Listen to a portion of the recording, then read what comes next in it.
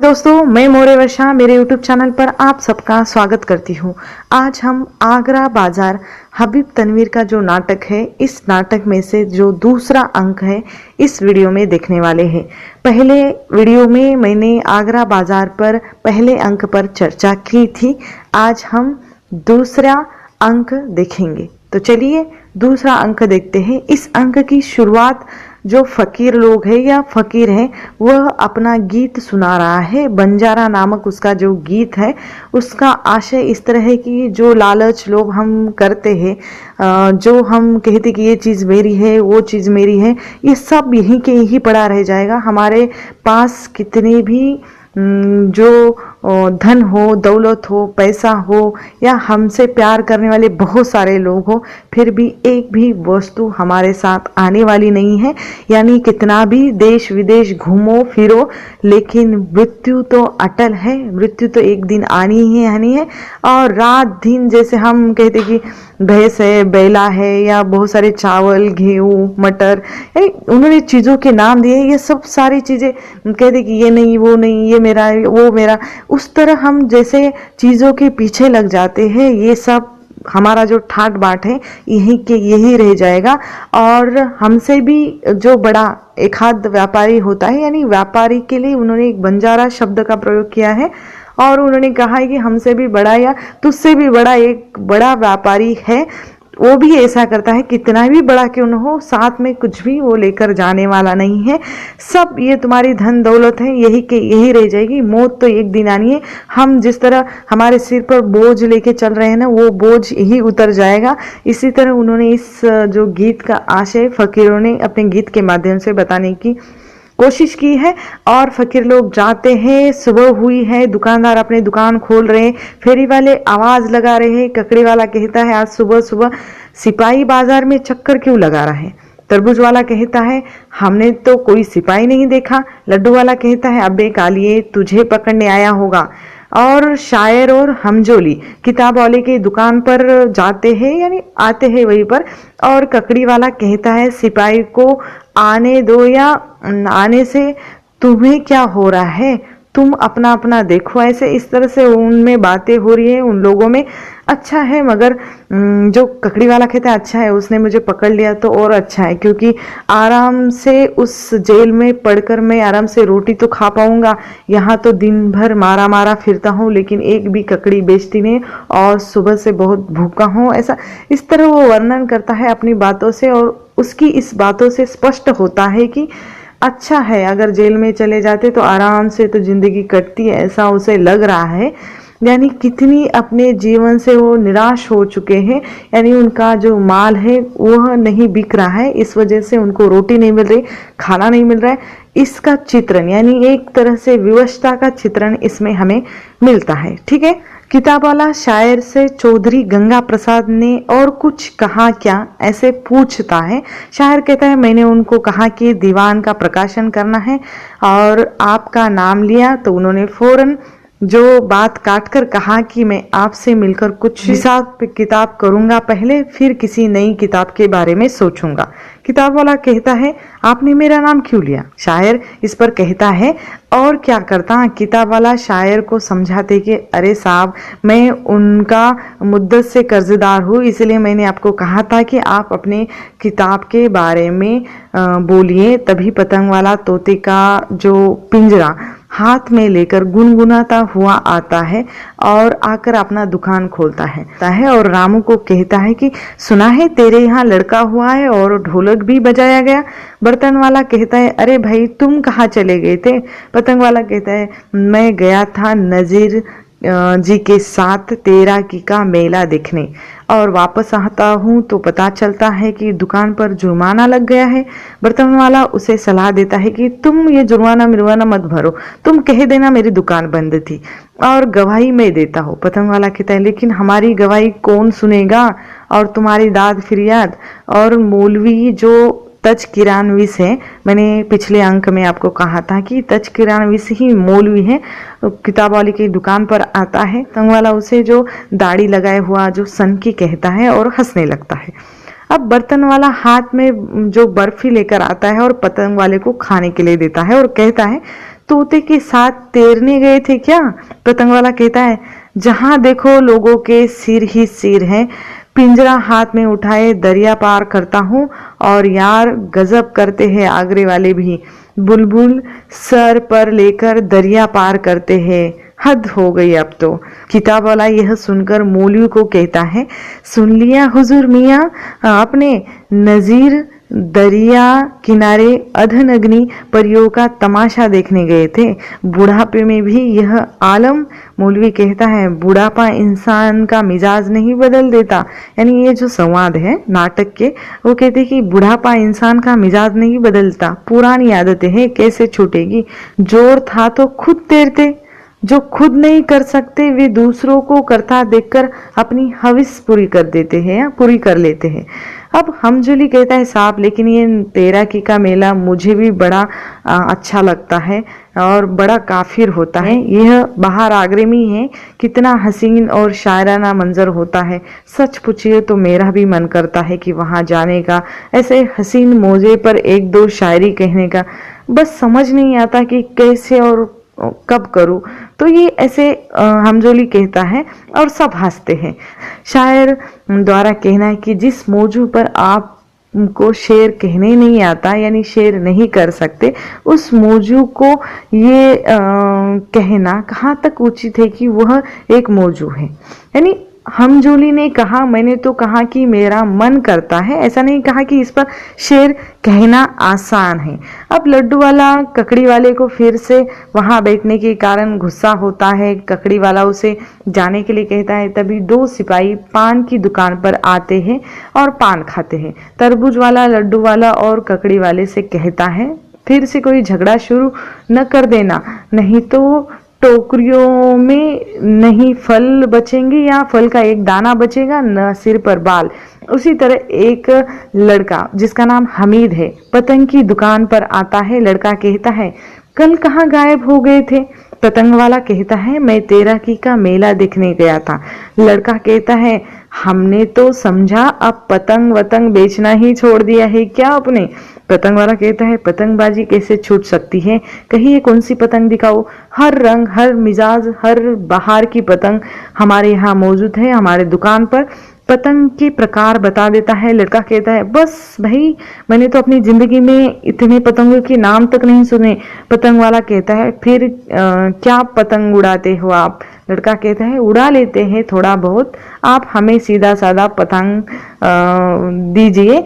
उस पतंग का नाम भी दिया है, देखो, दो धारिया पतंग दीजिए। और पतंग का नाम लेकर वह बोलता है, ये पतंग मुझे दीजिए सीधा साधा। और पतंग वाला लड़के को 25 कौड़ी में पतंग देता है। लड़का पतंग लेकर बाहर जाता है। किताब वाला जो हमीद से यानी उस लड़के को बुलाता है और मूली सांप को हाथों के इशारों से अपने पास बैठने को कहते हैं। वो थोड़ा, यानी वह लड़का जो थोड़ा हट कर बैठ जाता है। हमीद नाम है न तुम्हारा? ऐसा पूछने पर लड़का हाँ जी हाँ ऐसा कहता है। किताब वाला कहता है, जरा इस लड़के के मुंह से उस्तादों का कलाम सुनाइए, जैसी शक्ल पाई है वैसी आवाज भी है। लड़का क्या सुनाओ कहता है। किताब वाला कहता है, तुम्हें जो उस्तादों के पूरे पूरे दीवान कंठस्थ है, रटे हुए हैं, हमसे क्या पूछते हो? जो मर्जी आए वे सुनाओ। लड़का सुरीली आवाज में गाता है। दुकानदार अपनी दुकान छोड़कर यानी पास आकर बैठ जाते हैं। राहगीर यानी रास्ते पर चलने वाले भी रुककर उनके जो गजल है वो सुनने लगते हैं। गजल सुनकर आश्चर्य से शायर कहता है, ये तो मियाँ नजीर की गजल है। हमजोली कहता है, हमें मियाँ नजीर के इस कलाम की खबर नहीं थी। किताब वाला और सुनाने को कहता है, नजीर एक आध शेर हर किसी के पास मिल जाता है, ऐसा कहता है। यानी वो किताब वाले की बातों से पता चलता है कि जो नजीर है एक अच्छे शायर है और उनकी शायरी हर लोगों के जुबान पर चढ़ती है। हर किसी व्यक्ति के पास या एकाध शेर तो मिल ही जाता है, ऐसा उनका मानना है। और नजीर का एकाध शेर तो हर किसी के पास मिल जाएगा। हमजोली कहता है, यह उस्तादों की गजल है।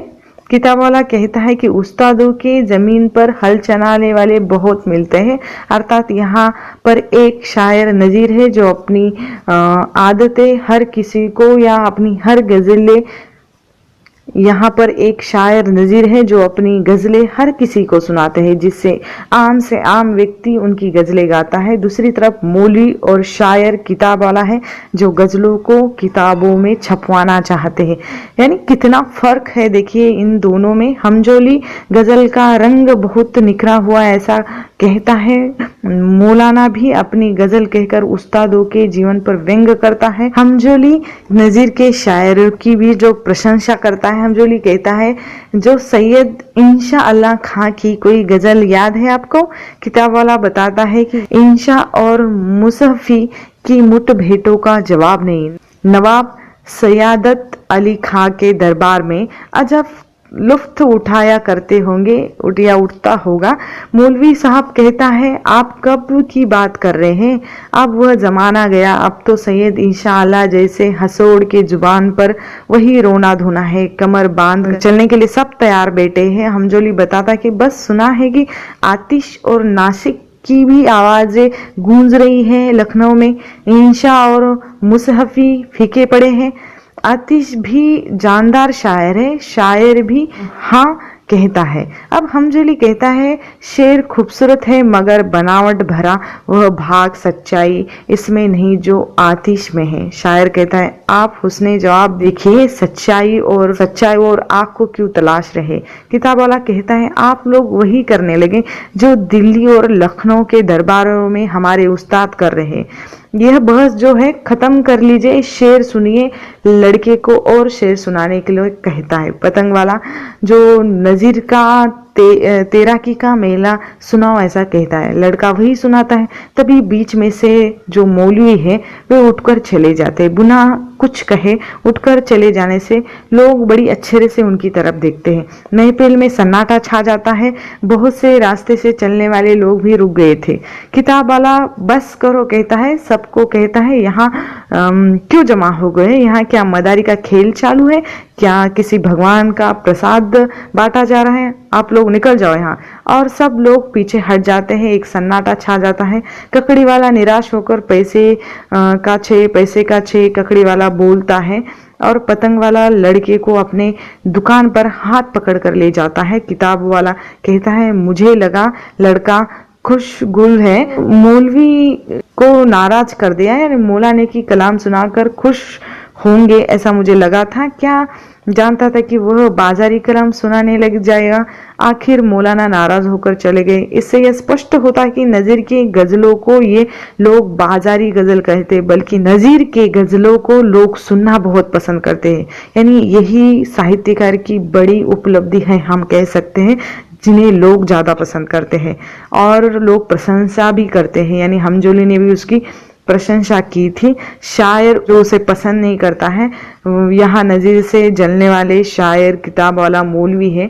और शायर कहता है, आदमी शेर नहीं पढ़ रहा है, कुकड़ियाँ खा रहा है जैसे लगता है। हमजोली उन्हें जो कर कर प्रचलित शब्द ऐसा कहता है, यानी गजलों में आया हुआ शब्दों की वो खिल्ली उड़ाते हैं और शायर उठकर चले जाते हैं। शायर और हमजोली चले जाने के बाद लोग पतंग वाले के दुकान पर जम गए हैं। किताब वाला गुस्से से, कहाँ कमबख्त अब यहाँ जम गए ऐसा कहता है। पतंग वाला लड़के को कहता है, तुमने पहले क्यों नहीं बताया कि तुम नज़ीर मियाँ की गजलें तुम्हें याद है? लड़का कहता है, मैं तो पतंग खरीदने आया था, शेर गजलें सुनाने थोड़ी ही आया था। पतंग वाला लड़के को कहता है, गजल सुनाना है तो हमारे जैसे दुकान पर बैठकर सुनाने से वह अच्छा होता, और तुमने कहाँ सुना दी? बेचारे उनको भी इज्जत किया और हमें भी। पतंग वाला लड़के को अपने पसंद की गजल सुनाने को कहता है। लड़का गाता है, भीड़ में एक आदमी हरी कफनी पहने खड़ा हुआ रो रहा है। पतंग वाला उसे पहचान लेता है, वह मंजूर हुसैन जो फकीर है। वह चुप खड़ा रहता है। एक आदमी कहता है, हमने इनको कभी बात करते नहीं सुना। बेनी प्रसाद कहता है, तुम्हें नहीं मालूम इनका एक बरस से यही हाल है। पतंग वाला हैरान होता है और कहता है, क्या एक बरस से आगरे में है? यह है तो घोड़ों की जो उनका धंधा करते थे, कोई 4 बरस पहले घोड़े लेकर हैदराबाद की तरफ गए थे। उसके बाद उन्हें आज देखा है। मंजूर हुसैन चला जाता है। बेनी प्रसाद बताता है कि आश्चर्य है, आपने इन्हें नहीं देखा होगा लेकिन पहचान न सके होंगे, यही कुछ दिनों से चक्कर काट रहे आशिक है। पतंग वाला निराश होकर कहता है, कफनी, दाढ़ी, फकीरी, क्या ये सब इश्क का नतीजा है? मुझसे तो देखा नहीं गया भाई। मंजूर हुसैन जैसा हंसमुख यारबाज आदमी यूं बदल गया। और मेरा उनका याराना 20-25 जो बरस का है, ऐसा वह कहता है। मियां नजीर के साथ हम उठते बैठते थे, ऐसा उसने कहा। और बेनी प्रसाद कहता है, जानता हो पतंग वाला, कुछ बताओ, यह आखिर हुआ कैसे? मेरा तो दिमाग काम नहीं कर रहा। बेनी प्रसाद बताता है, इन पर क्या बीती ये किसी को मालूम नहीं। बस इतना सुना है कि दक्खन से वापस आते समय झांसी के करीब करीब ठगों ने इनको, इनके घोड़ों के साथ माल पैसा सब इनके पास जो कुछ था वो लूट लिया गया। साल भर इधर उधर घूमते रहे और अभी अभी यहाँ साल भर पहले आगरे में वापस आए हैं। उस वक्त इनकी हालत अस्त व्यस्त थी। उस वक्त ये फकीर नहीं थे। कभी कभी किसी से बातें भी कर लेते थे मगर बहुत कम। फिर अचानक गायब हो गए। कभी मेरठ में, कभी मथुरा में देखे गए, अभी अभी वापस आए हैं।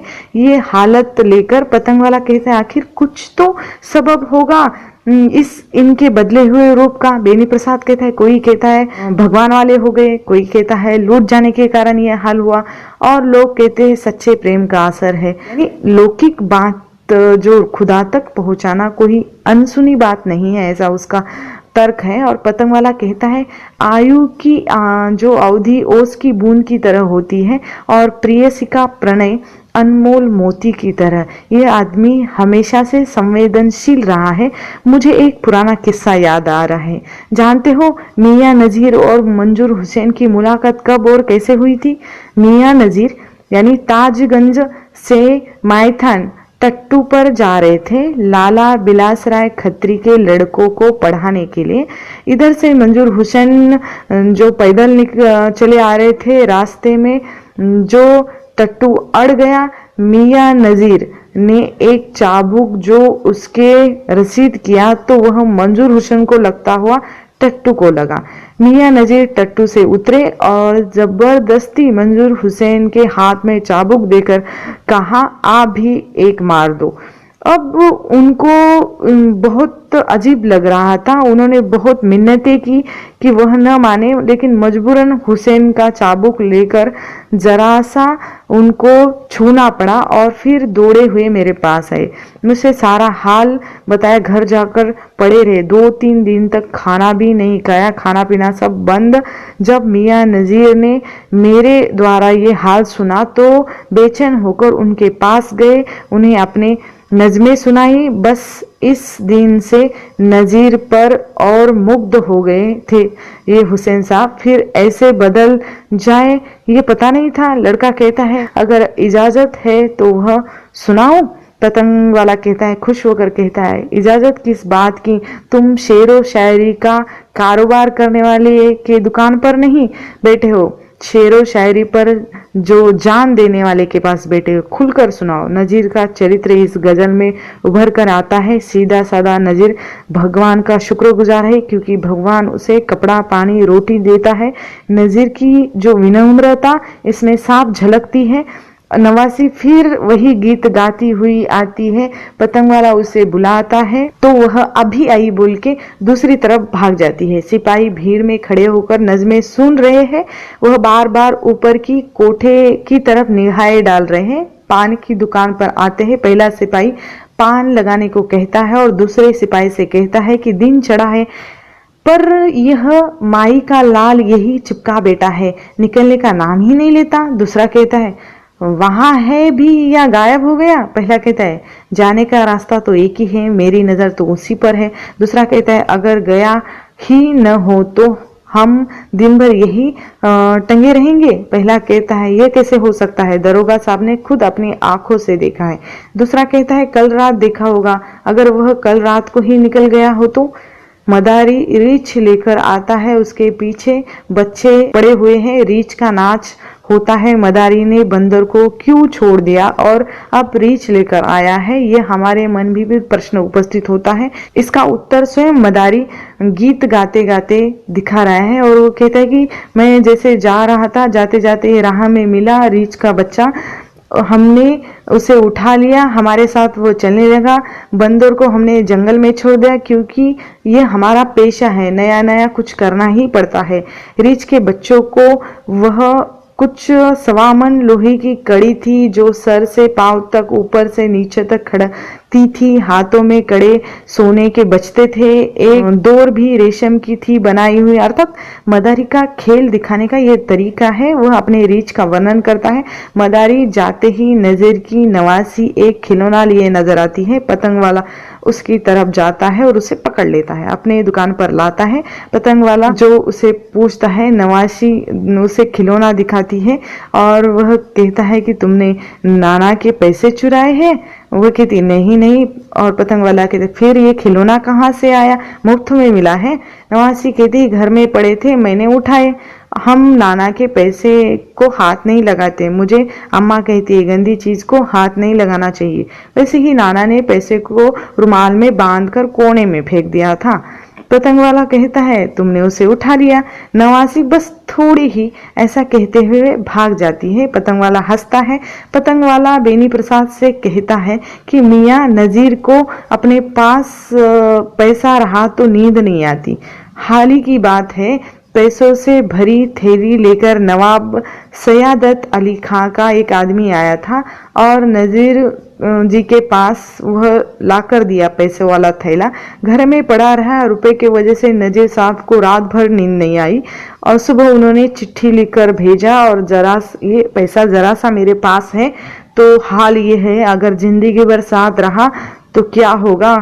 पैसा वापस कर दिया जाता है। कलम चलाने के लिए जो हर बार बुलाया गया था, लेकिन इन्होंने अपना घर नहीं छोड़ा और ये गए ही नहीं कहीं पर भी, यानी प्रसिद्धि इनको नहीं चाहिए। जो नजीर को सिर्फ अपने शौक के लिए वह गजलें जो शेरो शायरी सुनाते हैं और लिखते भी हैं। किताब वाले की तरफ देखकर सबके दिल के किताब है नजीर साहब, ऐसा कहता है। ककड़ी वाला पूछता है कहाँ रहते हैं मियाँ नजीर, और पतंग वाला कहता है क्यों, क्या बात है। ककड़ी वाला थोड़ा झिझक कर कहता है मैं अपनी ककड़ी पर 2-4 शेर लिखवाना चाहता हूँ उनसे। पतंग वाला हंसता है और कहता है ये आपको बहुत खूब सूझी है। इस काम के लिए मियाँ नजीर से बेहतर कौन आदमी मिल सकता है। अभी कुछ दिनों पहले की बात है, जो एक साहब पहुंच गए नजीर के पास अपने टूटे हुए दिल का दुखड़ा लेकर। किसी ने उनके साथ बेवफाई की थी, अपनी कहानी सुनाई और कहा दिल को चैन नहीं मिलता, दिल को कैसे समझाओ, हर दम उस चांद जैसी सुंदरी की याद आती है। मियाँ नजीर ने उनके हाल पर एक गजल लिख दी। बस फिर क्या उस साहब को चैन मिल गया। वह नज्म गुनगुनाते हुए प्रसन्न होकर फिरते रहते हैं। ककड़ी वाले नजीर जी का पता पूछता है। पता बताने पर वह खुशी के साथ भागता हुआ जाता है। रास्ते में एक अजनबी से टकरा भी जाता है। पतंग वाला हमीद और उन लोगों को सुनाता है। दुकान पर जमे हुए लोग मियाँ नजीर के नजर में सब बराबर है, ऐसा कहता है। यानी पतंग वाला बताता है कि मियाँ नजीर के नजर में आदमी आदमी में फर्क नहीं है और वो सबको समान मानते हैं, चाहे वो पतंग वाला हो या किताब बेचने वाला हो, उनके नजर में सब बराबर है, ऐसा वो कहता है। और आवाज उठाकर कहने से किताब वाले को बहुत गुस्सा आता है। किताब वाला पतंग वाले का गुस्सा अजनबी पर निकालता है जो नासिक साहब की किताब लेने आया था। किताब वाला कहता है कि ये जो नासिक है, कल के छोकरे को अभी अभी लिखना शुरू कर दिया उसने, अभी अभी उनकी किताब कहाँ से दुकान पर आएगी, इतना ही शौक है तो लखनऊ जाइए और खुद सुन लीजिए। अजनबी कहता है अभी अभी यहाँ कुछ लोग बोल रहे थे, मैंने नासिक का एक शेर सुना इसलिए सोचा किताब होगी। किताब वाला गुस्से में, मैंने अपनी किताबों के जाहिरात के लिए लोगों को इकट्ठा किया था। अजनबी डर कर पीछे हटता है, फिर घूमकर पूछता है इतने लोग यहाँ क्यों इकट्ठा हुए थे। किताब वाला गुस्से से बेकाबू होता है, आपकी तरह एक जाहिल है और एक जाहिल की गजलें सुनाने के लिए जमा हो गए थे, ऐसा वो गैर-अजनबी चला जाता है। लोग हंसते हैं, किताब वाला बड़बड़ाता है। तभी मुंशी गंगा प्रसाद आते हैं। किताब वाला अदाब करता है। गंगा प्रसाद पूछते हैं आपने किस आदमी को मेरे पास भेज दिया था। किताब वाला कहता है मैं उन्हें क्या भेजूंगा, बातों ही बातों में आपका जिक्र निकला था, उन्हें अपनी किताब छपवानी थी।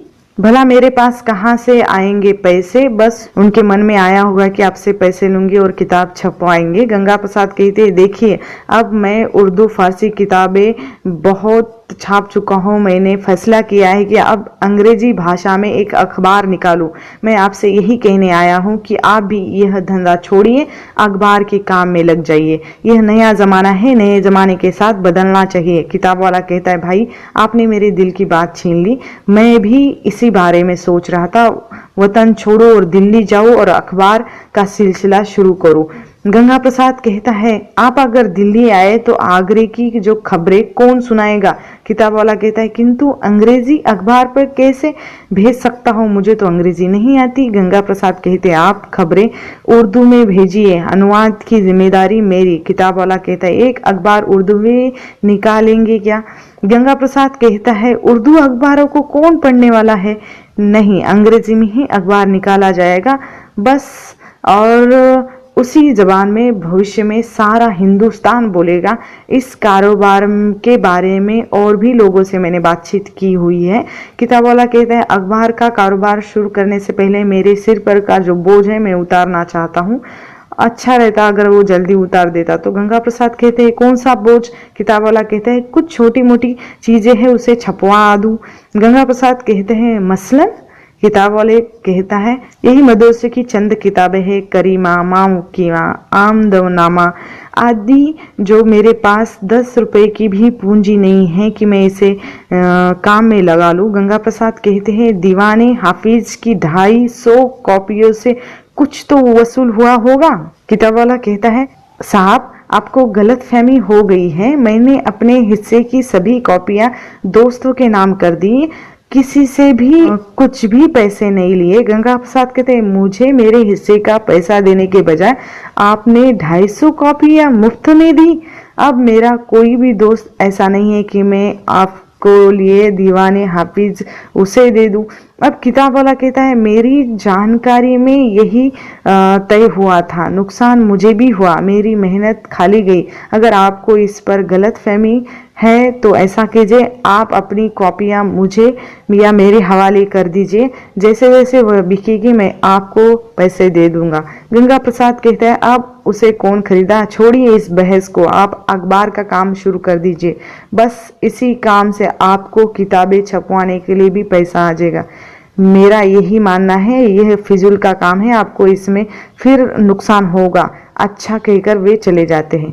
बेंजीर के कोठे से शोधा नीचे उतरता है, सिपाही एक कोने में दुबक जाते हैं, जैसे ही शोधा सामने आता है उसे पकड़ लेते हैं। शोधा कहता है मुझे क्यों पकड़ लिया, रंडी के कोठे पर जाना कब से इस आगरे शहर में जुर्म होने लगा।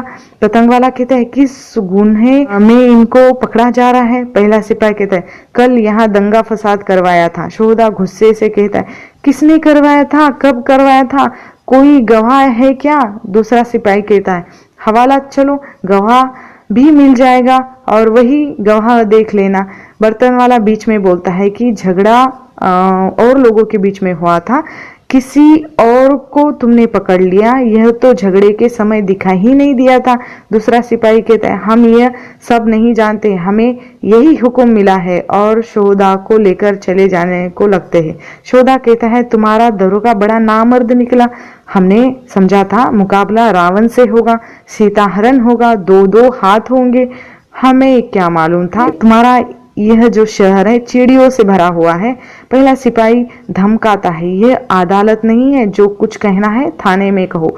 शोहदे को लेकर जाते हैं, पतंग वाला नाराज होता है। बर्तन वाला कहता है मैं तो यही था, आदमी को मैंने देखा भी नहीं, यही इसे। लड्डू वाला कहता है लूटमार के वक्त होश किसे था, शायद रहा भी होगा। बेनी प्रसाद कहता है, जितने लोग लूटपाट कर रहे थे उन सबको देखा रामू तुमने, क्या पहचान सकोगे? बर्तन वाला कहता है, अब यह तो मैं नहीं कर सकता, सामने आएंगे तो कुछ लोगों को अवश्य पहचान लूंगा, पर वह आदमी इसमें नहीं था, यह पक्का उसमें नहीं था, ऐसा वो कहता है बर्तन वाला।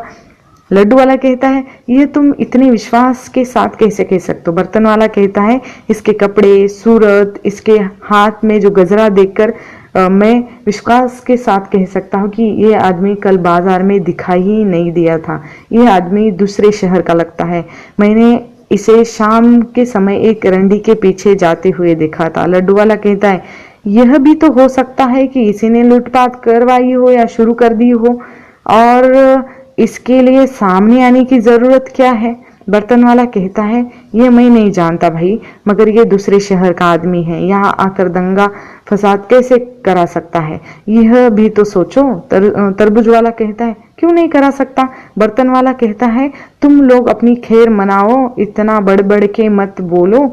ककड़ी वाला बहुत तेजी से आता है, चेहरा खिला हुआ है, होठों पर गाना है, उसके पीछे बच्चे शोर मचाते हुए एक ही कतार में अंदर आते हैं। ककड़ी वाला पान वाले के बेंच पर बैठ जाता है और बड़े बड़े सुरीली ढंग से गा गा कर ककड़ी बेचने शुरू करता है। एक एक नज्म का हर एक बंद पर 2-4 लोग ककड़ी लेने के लिए विवश या मजबूर हो जाते हैं। ककड़ी वाला अपने ककड़ी के गुणों का वर्णन अपने गानों के माध्यम से करता है। पतंग वाला बेनी प्रसाद को कहता है, अब बताओ ककड़ी के ऊपर इससे बेहतर नज्म हो सकती है क्या? अलंकार तथा नए प्रयोग, उपमाएं, संकेत सब इस शेरो शायरी में है। बेनी प्रसाद कहता है, शेरो शायरी का यह स्तर, यह मानदंड बहुत बुलंद है। दरोगा आता है और सीधा बेंजीर के कोठे पर जाता है। दरोगा बेंजीर के एकांत के बारे में पूछता है, अर्थात तबले वाला यानी तबलची ऐसा यह नाम दिया है, उसका अर्थ होता है तबले वाला, जो दरोगा को बिठाकर बेंजीर को बुलाने जाता है। और दूसरी स्त्री, उसका नाम है सारंगिया, वह दरोगा को कहती, आज इतने सुबह सुबह आना हुआ हुजूर? ऐसा ही पूछती है और बेंजीर आती है और कहती है, आज लगता है घर में ना दफ्तर में आपका दिल ही लगा नहीं हो। दरोगा कहता है, दफ्तर में कब दिल लगता है? फिर कल आपके यहाँ शोधा को तो जो देखा था, आज आपका किसी से और वादा तो नहीं है? बेंजीर कहते, वादा तो आपसे भी है। दरोगा आज हथियार लेकर आया है, कल बिना हथियार के आया था। बेंजीर के कोठे की जो माँ है कहती है, पानदान खाली है, बाजार से पान लेते आना। और वहाँ फकीर पान लेने के लिए जाता है। तब ये दरोगा पूछता है, ये फकीर आपका आशिक है या आपका पुराना कोई आशिक है? ऐसा पूछता है तो वो कहती, हाँ बहुत पुराना आशिक है, 8-10 साल के पहले का आशिक है, पहले मालदार था, अब आए हैं। दरोगा बेंजीर को व्यंग्यात्मक बातें कहता है, फकीर को पागल आदमी कहता है। बेंजीर जो मंजूर हुसैन उसका नाम बताती है, किंतु अब नाम लेने से या पुकारने से वह मुंह फेर लेता है। दरोगा कहता है, क्यों? बेंजीर कहती है, शायद अपने नाम से नफरत हो गई हो उन्हें, और दिमाग तो दुरुस्त है, अच्छा है। लोग कहते हैं फिर एक दिन बोलना शुरू कर देंगे। जब माहौल बेहतर हो जाएगा, मंजूर हुसैन पान लाकर रख देता है। दरोगा उसे चिढ़ाने के लिए उसके नाम से पुकारता है। दरोगा बेंजीर को लेकर अंदर चला जाता है। तरबूज वाला गाना गाते हुए आता है। अब बाजार का वातावरण बदल गया है। सब लोग, तरबूज वाला, लड्डू वाला, कुंभार आदि अपने अपने माल पर नजीर ने बनाए हुए शेरो शायरी गा गा के वो अपना माल बेच रहे हैं। और सब शेरो शायरी बनाकर लाते हैं नजीर से और खुशी से गाने गाते हुए अपना माल बेचते हैं। होली वाले भी गाते हैं, दुनिया में आदमी ही सब कुछ है, उसी ने मस्जिद बनाई है और उसी ने ही जूतियों को चुराया भी है जो पहले से उसे ताड़ रहा था। अर्थात मनुष्य के हाथ में है कैसा व्यवहार करना है, या नजीर की तरह, या मौलवी, किताब वाला, या शायर, या दरोगा की तरह। गाने वालों की आवाज बढ़ती है और बहुत तेजी के साथ पर्दा गिरता है और नाटक समाप्त होता है, यानी नाटक का अंत सुखांत हो गया। सभी व्यापारियों का माल बिकने लगा है। क्यों? क्योंकि नजीर ने उनके सभी मालों पर गजलें शेरो शायरी लिखी है। इस वजह से वो लोगों को गाने सुना सुनाकर, ये शेरो शायरी सुना सुनाकर वह अपना माल बेच रहे हैं और इसीलिए सब तरफ से अब खुशहाली ही खुशहाली उस बाजार में हो जाती है। ठीक है, यहाँ पर नाटक समाप्त होता है। मनुष्यों को हार माननी नहीं चाहिए, जैसे ककड़ीवाले की तरह साहित्यकारों का जो जमीन से जुड़कर रहना, जैसे नजर की तरह दुनिया में जलने वाले बहुत है, जैसे मौलवी किताब वाला शायर की तरह। अच्छा साहित्यकार को या एक अच्छे साहित्यकार को अपने साहित्य को छपवाने की आवश्यकता नहीं, वह अपने आप लोगों के जुबान पर चढ़ जाता है। फकीर के द्वारा एक छुपा हुआ सज्जन व्यक्ति का वर्णन इसमें। अच्छे साहित्यकार को अपने साहित्य को छपवाने की आवश्यकता नहीं, वह अपने आप लोगों के जुबान पर चढ़ जाता है। फकीर द्वारा एक छुपा हुआ सज्जन व्यक्ति का वर्णन इसमें आता है। दरोगा जैसे स्वार्थी और मक्कार मनुष्य की प्रवृत्ति भी इसमें दिखाई देती है। नाटक का अंत सुखांत है और जैसे व्यापारियों के दिन बदल जाते हैं एक शायरी के कारण, और उसके बाद साहित्यकार समाज का देयक होता है, जैसे नजीर ने लोगों को दिया है जैसे शायरी करके, और साहित्य के कारण समाज में परिवर्तन कैसे आता है यह हमें इस नाटक के माध्यम से देखने को मिलता है। ठीक है, अब इस नाटक के अंक में जो नए पात्र आते हैं उन पात्रों के नाम सुनिए। उसमें आता है जो लड़का है जिसका नाम हमीद है, पतंग वाला, एक आदमी बेनी प्रसाद, मंजूर हुसैन जो फकीर है। पहले नाटक के अंक में जो फकीर नाम था, अभी इसमें मंजूर हुसैन है। पहला सिपाही, दूसरा सिपाही, अजनबी, मुंशी गंगा प्रसाद, दरोगा, तबलजी यानी वो तबले वाला, सारंगिया और उस कोठरी की माँ।